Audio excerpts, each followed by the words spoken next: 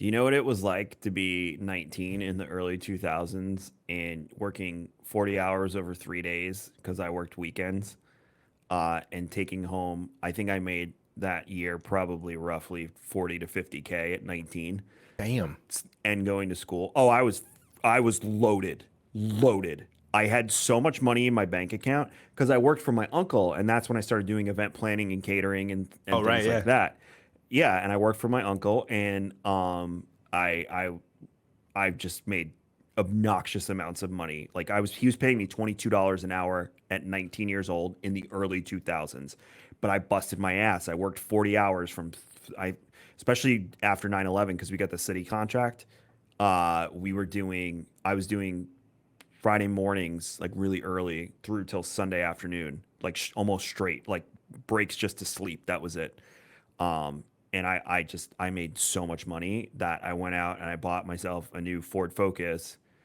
And I remember the guy was like, how much can you put down? And I was like, I got like 11 grand. Does that? And he was like, you're gonna put down 11 grand? And I was like, yeah, because it was like an $19,000 car. So my car payment was like, I was financing like 6 or 7 grand because my mom's like, don't finance the whole thing. It's good for your credit, but put down as much as you're comfortable with.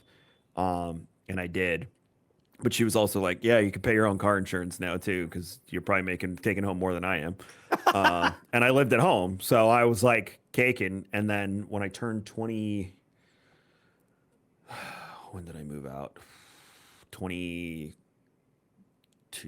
I don't remember. I moved to Brooklyn.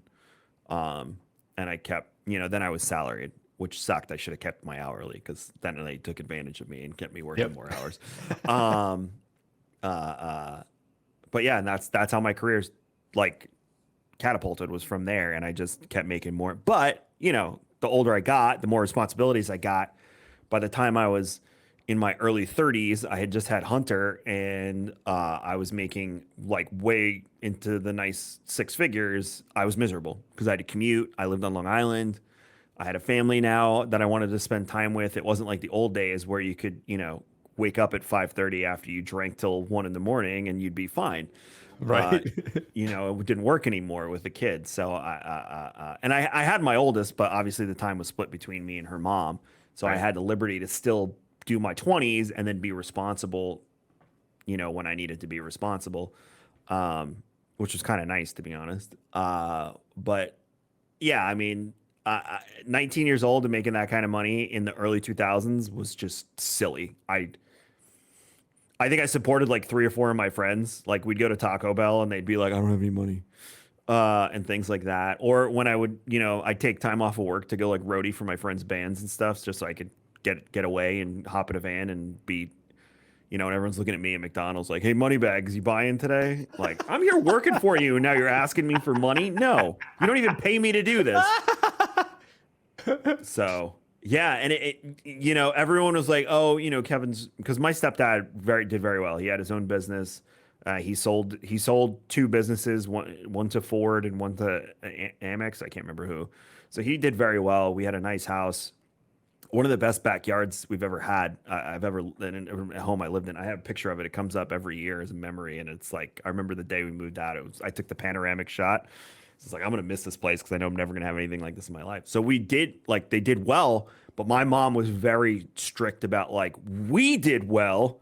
You need to do well on your own. Like you can live here, but you need to figure your stuff out and pay for yourself. And it got to the point where I moved to Brooklyn because she was like, I'm gonna start charging you rent. Like you make too much money to not contribute and you eat too much to not contribute. So I was like, well, I'm gonna move out. And then I found an apartment with one of my old band buddies and lived in the. And then the funny part is I lived in like the nicest part of Brooklyn too.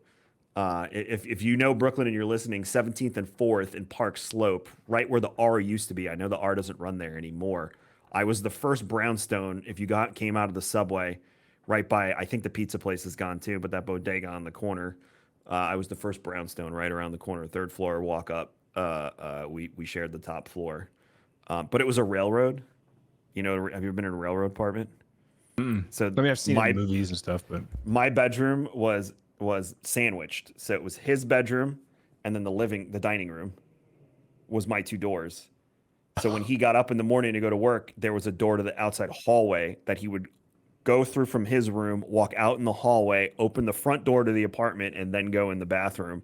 Wow. So he didn't have to walk through my room. It was very. I had no windows too, because I was sandwiched in the middle of the space. So I had no windows in my room. So it was like pitch black. I had to set like 7 alarms because I would just fall back asleep. Oh yeah. But yeah, it was fun living on my own and seeing how high we could pile the dishes with 2 guys and playing chicken with washing them.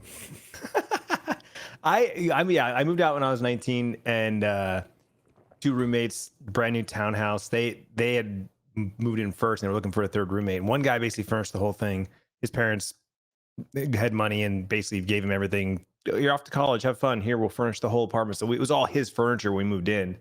And of course, he liked to leverage that on us. Like, this is my couch, my TV. If you're sitting there watching a movie, good luck. He just fucking grab the remote and be like, what are you gonna do about it? Get your own fucking TV. Like, okay, bud, relax.